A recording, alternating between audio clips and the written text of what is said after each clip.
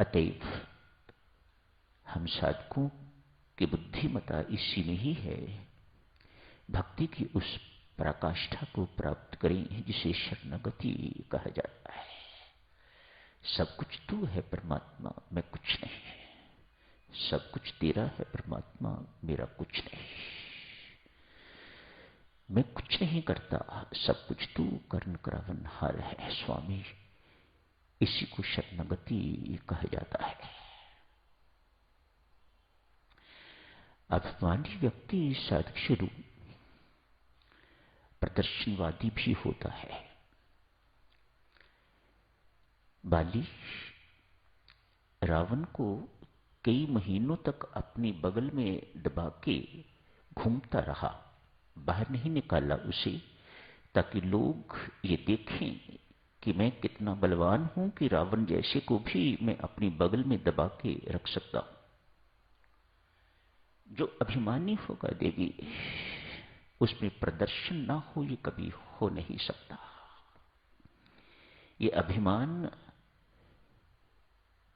कहां कहां हमें मारता है,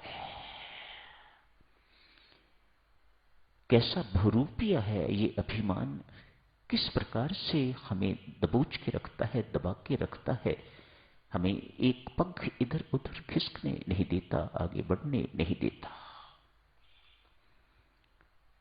वह प्रदर्शनवादी भी होगा, उसका हर वक्त इच्छा रहेगी कि मुझे अधिक से अधिक लोग जाने, विशेष बनने की इच्छा, विशिष्ट बनने की इच्छा, इसलिए वह प्रदर्शन कर रहा है।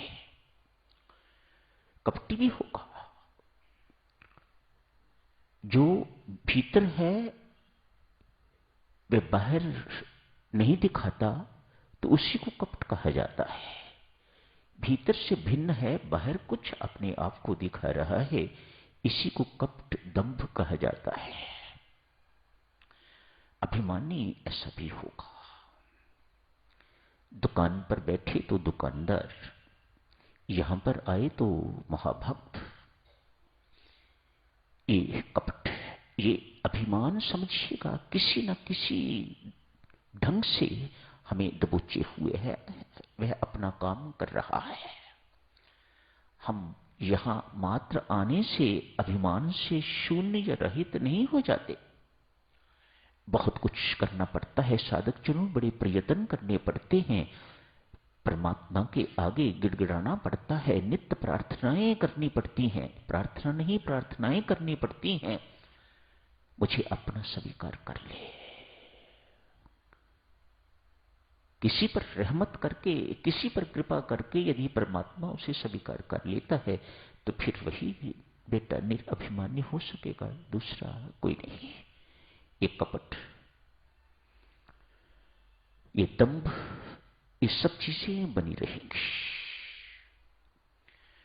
अभिमानी की वाणी और व्यवहार में नम्रता नहीं हो सकती, छल हो सकता है।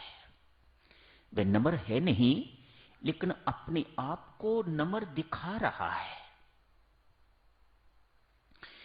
ये अभिमान मेरी माता और सज्जनों किस किस प्रकार से हमें रगड़ता है। कुछ देर के लिए आप ये छल दूसरों के साथ कर सकोगे, लेकिन एक ना एक दिन असलियत, वास्तविकता प्रकट होकर रहेगी। आप मिस्टर वो हो नहीं जो आप अपने आप को दिखा रहे हो। उनके शब्दों में, उनकी वाणी में कंट्रोल नहीं होता। इन शब्दों का प्रेरक राम नहीं है, इन शब्दों का प्रेरक काम है, इन शब्दों का प्रेरक अभिमान है। अतएव अभिमानी की वाणी पर नियंत्रण नहीं हुआ करता। ऐसे ऐसे शब्द अभिमानी बोल देता है, आदमी निगमबोध घाट पहुंच जाता है, लेकिन उसका दिया हुआ जख्म नहीं भरता।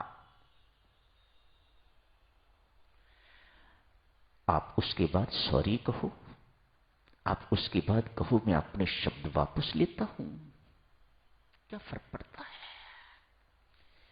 जो आपने पीड़ा देने वाला घाव उत्पन्न कर दिया, पैदा कर दिया, वह घाव तो सारी जिंदगी भर नहीं भरने वाला।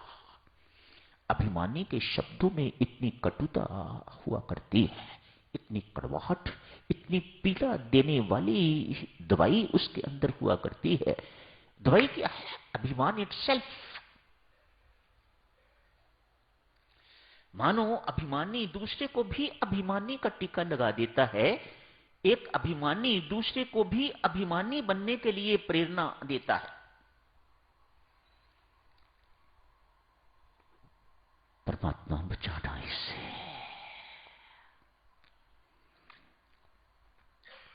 कितनी सारी बातें साधकजनों इस अभिमान के साथ जुड़ी हैं।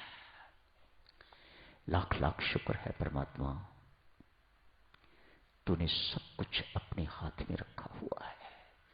इस इंसान को कुछ नहीं दिया, कुछ नहीं दिया तो इतना अपने आप को समझता है। यदि तूने इसे कुछ दे दिया होता तो ये तुझे भी खा जाता। ये इंसान कैसा बनाया है तूने। साधकजनों कहते हैं, संत महात्मा बहुत विश्लेषण के बाद परमेश्वर ने 1% स्वतंत्रता हमें दी है, 99% अपने हाथ में रखी हुई है।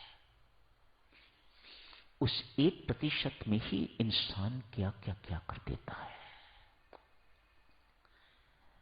यदि 100% स्वतंत्रता दी हो तो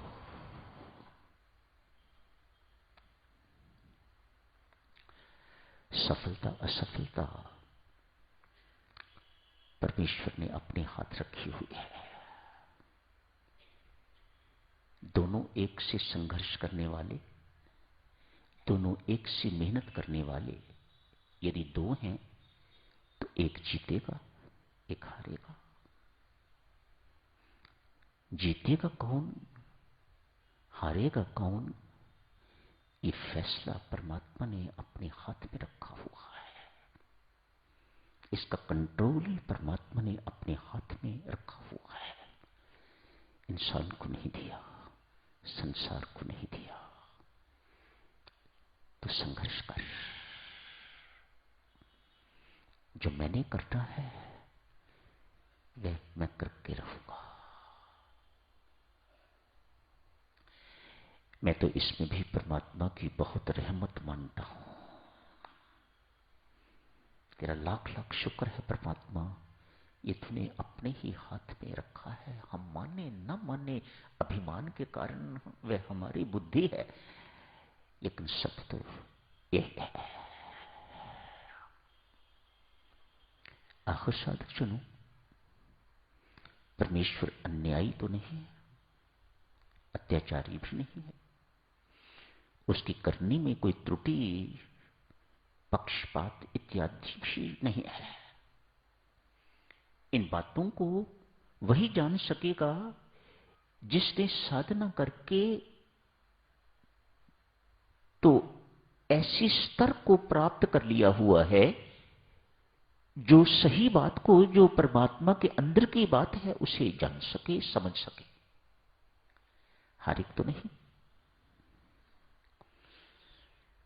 क्यों आपको सफलता देता है, क्यों इनको हरा देता है, ऐसे नहीं है बिना वजह।